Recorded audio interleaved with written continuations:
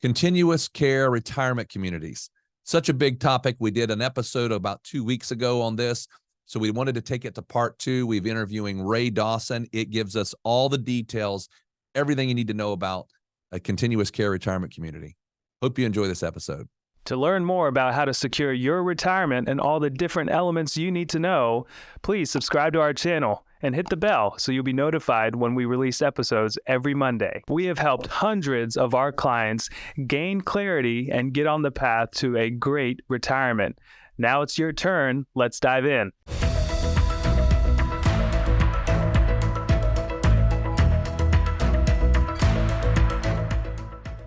Welcome, everyone, to Secure Your Retirement Podcast. We are excited today to continue a conversation that we get asked about so much, and that is continuous care retirement communities. And we have brought back one of the consultant experts that we have in the area, Ray Dawson.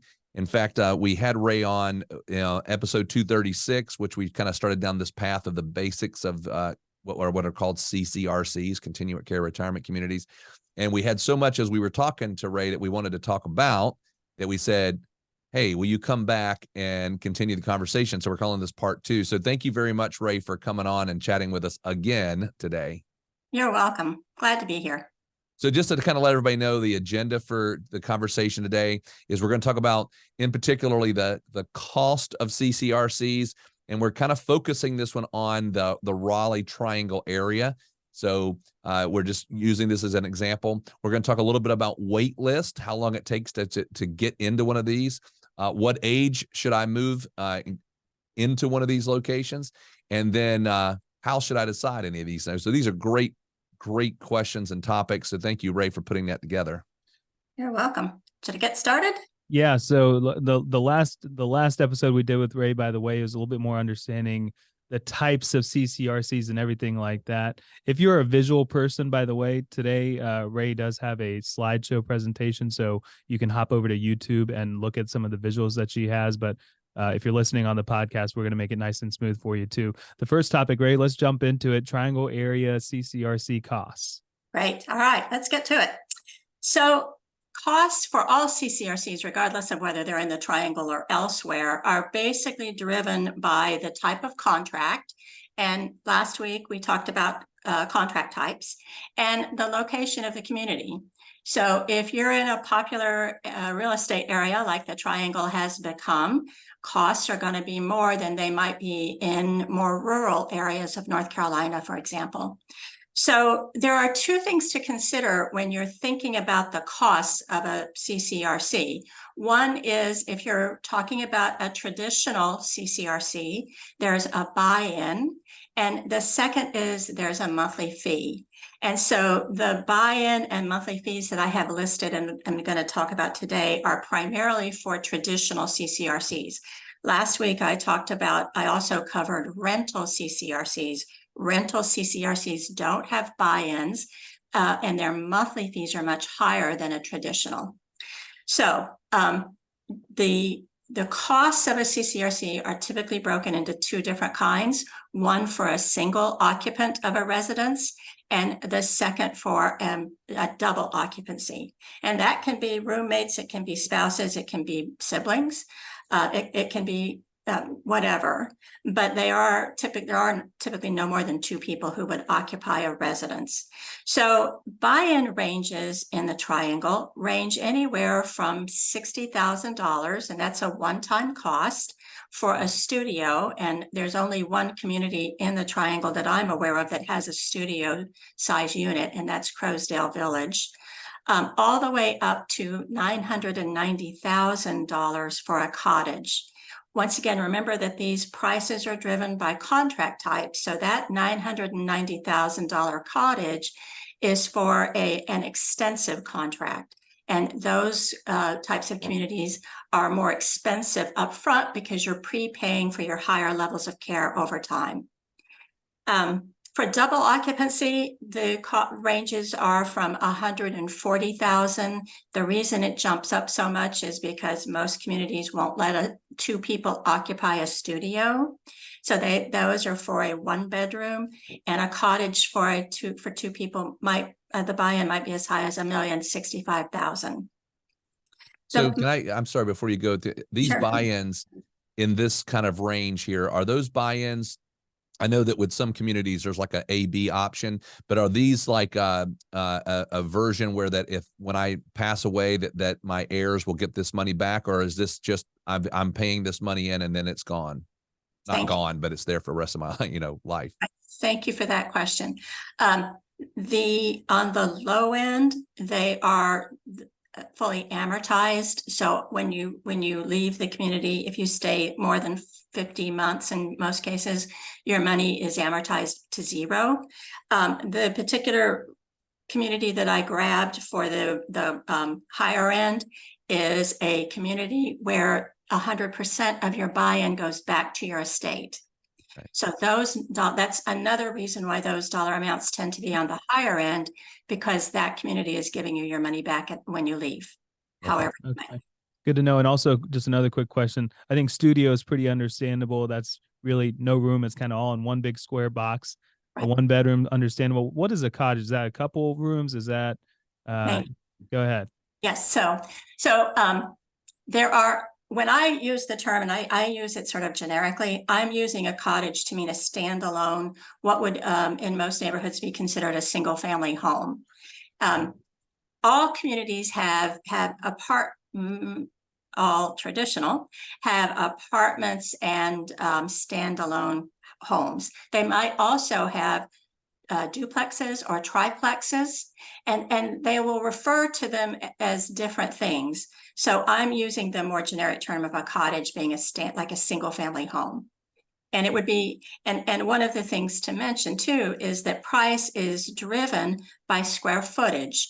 So these are the largest, the examples I'm giving, because I'm trying to give you a range from lowest to highest, these cottages might be 3,000 square feet, for example, whereas the studio might be 600 square feet.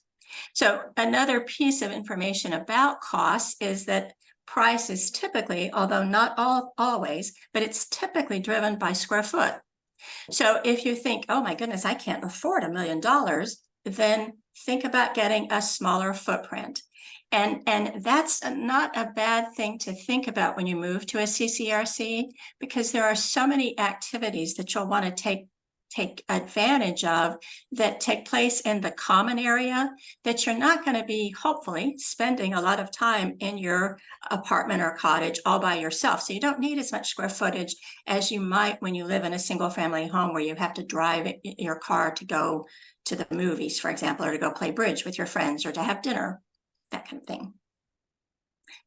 All right, excellent. So now I think we're going to move over into the monthly fees. Correct. So monthly fees, once again, there's a single occupancy rate and a double occupancy. So, I forgot to change this slide. Sorry. So no problem. We'll talk through it.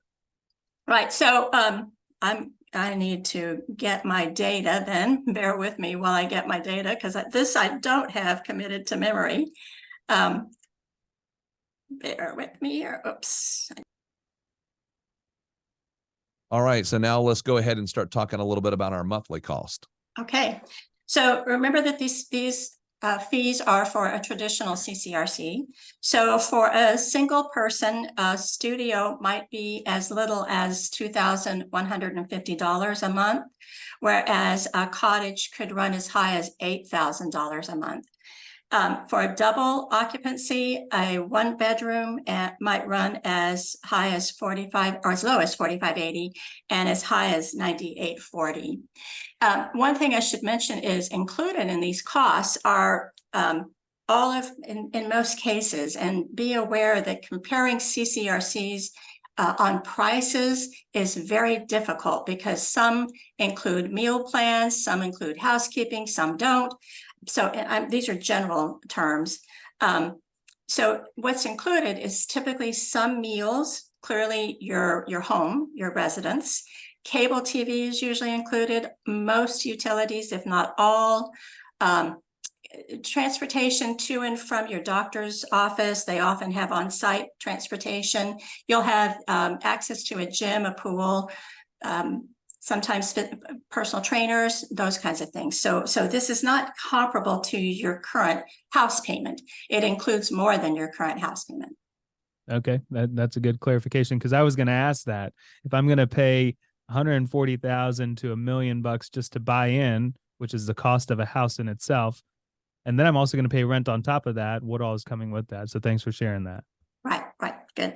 So one question I get asked a lot is, how will I know if I will qualify? You know, is there a rule of thumb for whether I should know, whether I know if I should even pursue this path? And so a rule of thumb for people to keep in mind is that your monthly fee should be no greater than 2 times your monthly income. And the entrance fee should be no greater than, you should have in assets 3 times the entrance fee, and your monthly income should be 2 times the monthly fee. So if I'm moving into the $2,150 studio, my monthly income should be $5,000 to support that. That's a general rule of thumb that says the CCRC, and this applies to traditional CCRCs, the traditional CCRC ought to allow me to move in, feel comfortable with me moving in. Excellent. Thank you for bringing that up. That's a great thing to know. Okay, so this kind of gave us a nice overview of the cost. Let's look at our next point here, which is kind of like, okay, I want to do this. Now, how long do I have to wait? That's right. Wait lists. You've heard about these, I'm sure. They can be long. There is no doubt about that. So 4 to 15 years is not uncommon. You might be able to enter a community more quickly if you're flexible in your requirements. So what that means is, you know, I really want a 2-bedroom apartment with a den. I like that floor plan, but maybe the community doesn't offer a lot of those. And so you'd have an easier time getting in if you'd be willing to take a 2-bedroom apartment, for example. So you have to be flexible if you don't if you don't want to experience those long wait lists. I hate to interrupt you here on that one, but on the being flexible, is there a scenario where I really want this other plan, but I say, hey, I'll take this one that's not exactly what I want. Can I still stay on the wait list for that other one, even after I move in and go, hey, can I go get that one later? Have you ever heard of such a that? Oh, yeah. Oh, yes, I've heard of it. It varies by community.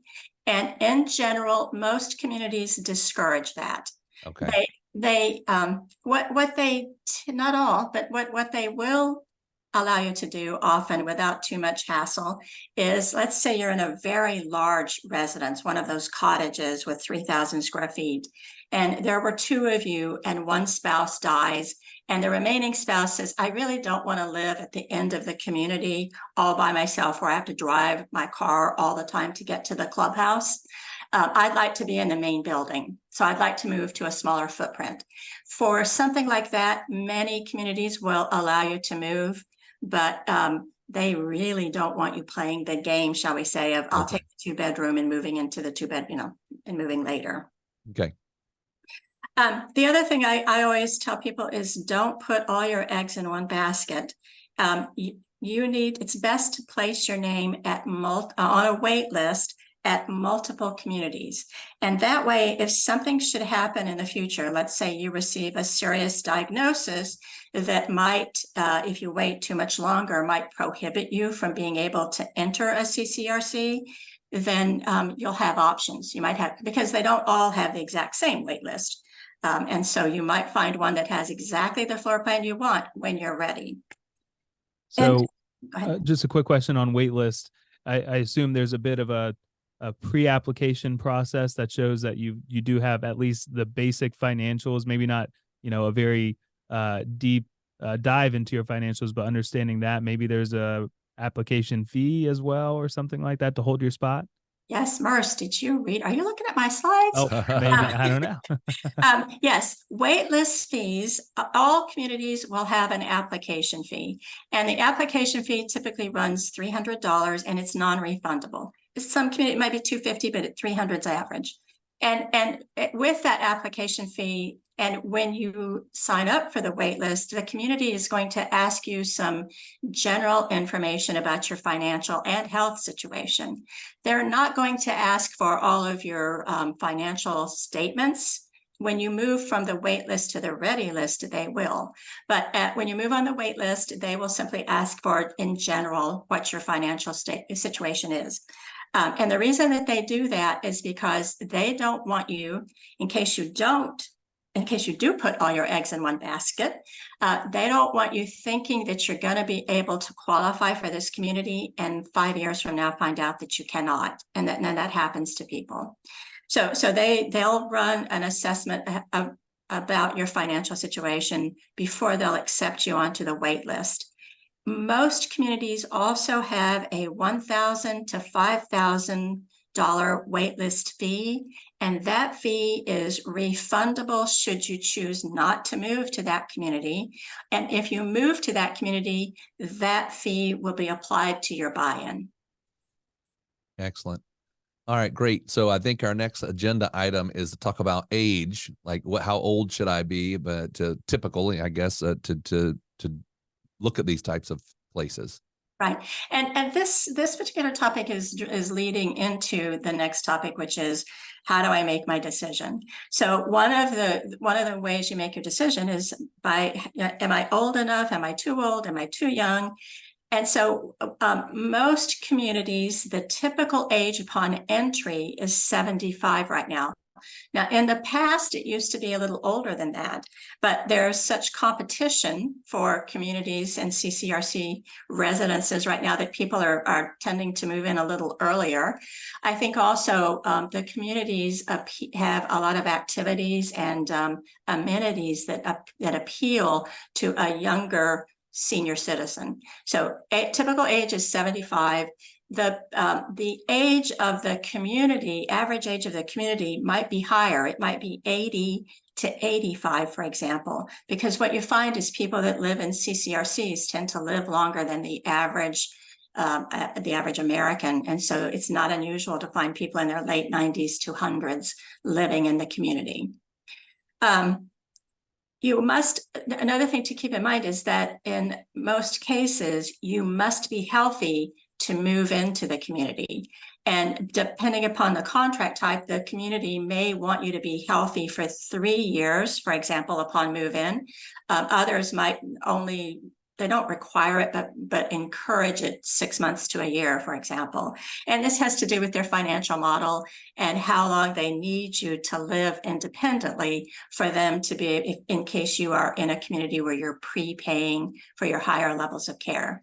So if you wait too long to move in, you may lose your health and you might lose the ability to move into that community altogether. And so that's one of the disadvantages of waiting too long. The other thing is one of the major reasons for moving to a CCRC is not only will you have someone to take care of your higher levels of care when you need them, but you also want to integrate into the community and take advantage of all the features and amenities that the community has to offer. And so if you wait until your health isn't good or you're very old, then you don't have an opportunity to enjoy all that, and you don't have an opportunity to make those friends and relationships before you really need them.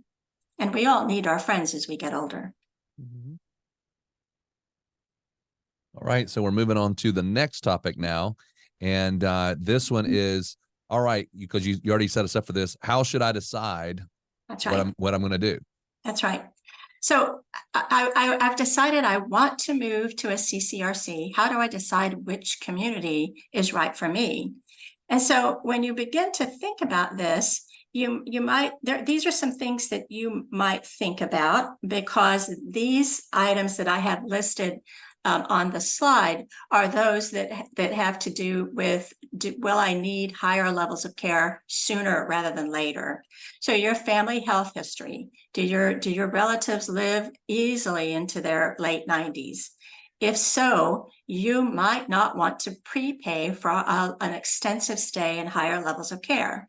Do you have long-term care insurance? It won't dictate which contract type you might choose, but it could help pay for a more expensive, higher level of care because you do have long-term care insurance. Location is a really important one. If all of your friends are in the triangle, you may not want to move to Charlotte, for example, into a CCRC because you're going to be leaving your friends behind. And so location is important. Clearly, cost is important, but I will tell you that location and cost, location is an important consideration. Cost is a difficult one because it's very difficult to compare different contract types and even different communities unless you create a pretty extensive Excel spreadsheet, for example, or model. But I myself think that the most important criteria in trying, after you've looked at your family, which contract type might I be able to afford, as you're visiting communities, you want to look at the culture of the community. Are these my people? And people who take my class at Ollie at Duke tell me that when they start the class, they think, if I've seen one CCRC, I've seen them all. And as we go through the class and we visit different CCRCs, they realize that's not true at all. Each community has a different culture. And so you need to visit multiple communities and find one that fits in which you feel comfortable. Well, Ray, thanks. This has been great. I think the previous episode was more technical about understanding. You got to understand these things about CCRCs before you can even start to decide and think about it. But today was really around, I think, the things that everyone is thinking about. How much is it going to cost? What's the wait list look like? How old should I be when I do this? And then obviously, how do I decide? So I think I really enjoyed this episode today. So thanks for hopping on with us. Again, if someone is interested in talking to you and starting this conversation with you, could you share the best way for them to get in touch with you? Yes. The best way to reach me is through my email address, and that's Ray, RAE01 Dawson @gmail.com. Well, again, thank you so much, Ray. You shared a lot of great stuff with us, so we appreciate it. You're welcome. We hope this video has given you some confidence and clarity as you plan for a worry-free life in retirement. But what else do you need? We have created a complimentary video course called 3 Keys to Secure Your Retirement. This video walks you through step-by-step what you need to do to get ready for retirement. You can also check out our podcast called Secure Your Retirement. You can subscribe below. For more retirement tips, check out these videos. Also, if you find them valuable, please subscribe to our YouTube channel and give us a like.